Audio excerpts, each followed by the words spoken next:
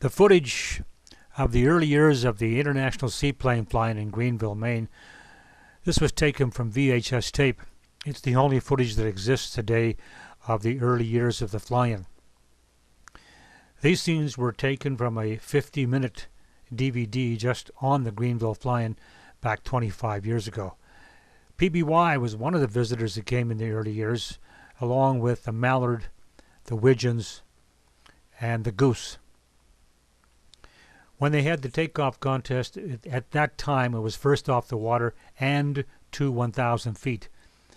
After we saw the airplane starting to hang on the prop, we realized this was not a good idea, and the takeoff contest was changed to the first person off the water. Fish and Game occupied a big chunk of space on the northeast side of Greenville, and the governor and the commissioner gave this space up for the weekend so we could have the fly-in in Greenville.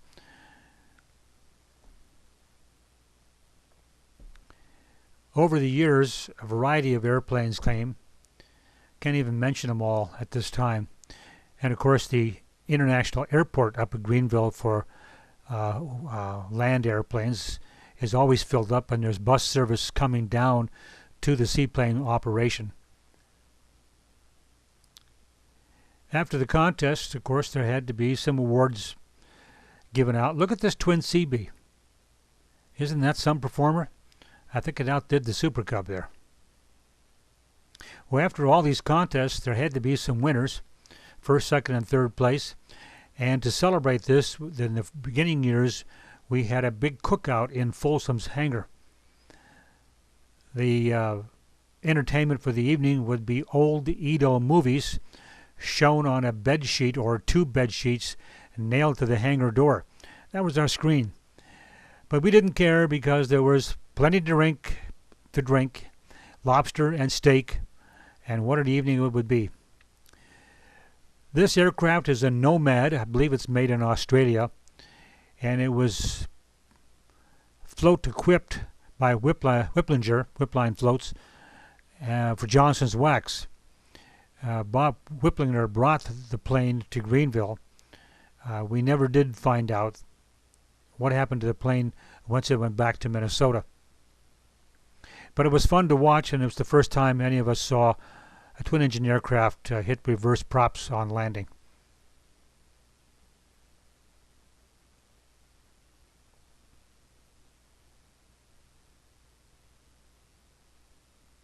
There isn't any sound with that particular aircraft. Now here's somebody water skiing behind a beaver, and I believe the takeoff speed was probably around 55, 60 miles an hour.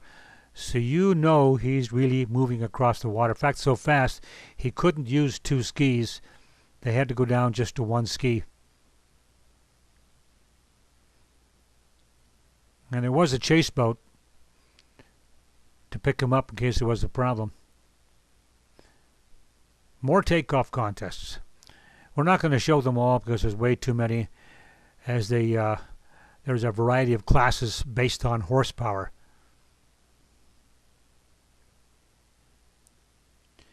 And the white markers and styrofoam you saw in the water are used for the spot landing contest. Well, I guess we're going to have one more here.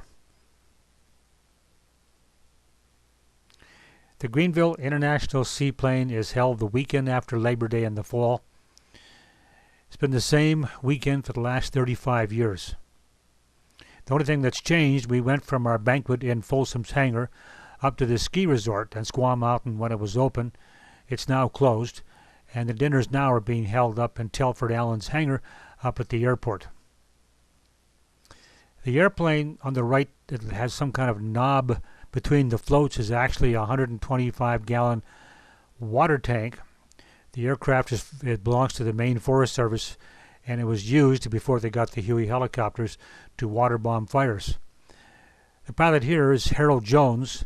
Harold's no longer with us. He flew for many years for the Forest Service, and this is a small demo. He did do a second demo on actually burning fire on a raft, and he came down so low I thought he hit the raft. But he didn't, and he put the fire out. The Forest Service and the Fish and Game people devoted their time and their facilities to this fly-in, as they have for the last 30-some years. Even the forest rangers and game wardens would participate in helping with the events up at the Fish and Game facilities. A great crew to work with.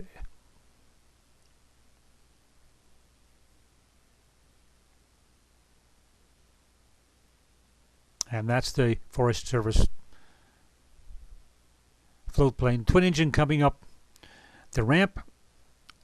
The amphibs parked on the ramp, the float planes parked on the shoreline, which is difficult because it's quite rocky. You almost have to bring your own planks or old life jackets to put under the keels of your floats of your airplane so it doesn't bounce up and down on the rocks on the shore. There isn't any sand. At least I never saw any. And when the PBY parked out, they had to use a mooring just to keep it away from the shoreline.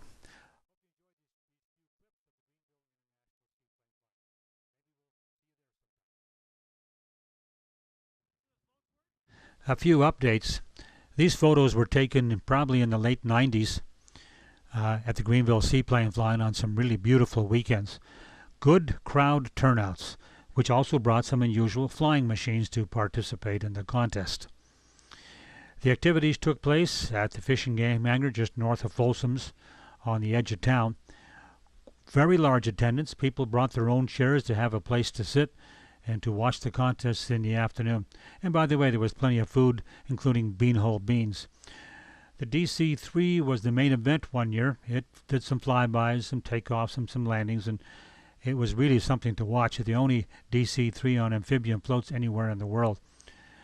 As it pulls up to the dock, as you saw in some of the films, I think the seaplane pilots can call this their flying cloud. Good turnout this particular weekend. And if you wanted to take a tour of the lake, there's always a boat called the Katahdin, which takes you down Moosehead Lake for a ride, and you can see what's going on. During the fly-in, though, it's parked to leave room for the activities. Aerial shot of Greenville, Maine, where the activities take place on the lake. This is Folsom's Air Service, and just to the right of that is the Fish and Game hangar. And if you come by wheels, there's plenty of room to land at the airport. In fact, there's a number of campers just camp out to watch the airplanes land and go. There's bus service going down to the seaplane base. And Saturday night, well, there's a big cookout, steak and lobster. You got to be there. See you next time at Greenville. A thanks goes out to Paul Fournier for supplying most of the 16mm film used in the opening of this DVD. Paul Fournier was in the boat taking this picture, and he said the wingtip really came close to the boat, but didn't hit him. Doesn't count. It's a great shot. How often have you seen a seaplane do a test spin? Well, you're watching one now. And I don't know where he's going, but at some point you'd think he'd pull the throttle back before he gets near the shore. Doesn't look like it. I don't know what happened. And the shot after this is the most unusual takeoff. It's a seaplane sliding over the side of a mountain off a snowy crusted top. Boom. Kenmore Air Harbor used to land people on top of a snowy mountain, and when they left, they slid down the side to get flying speed and lifted off.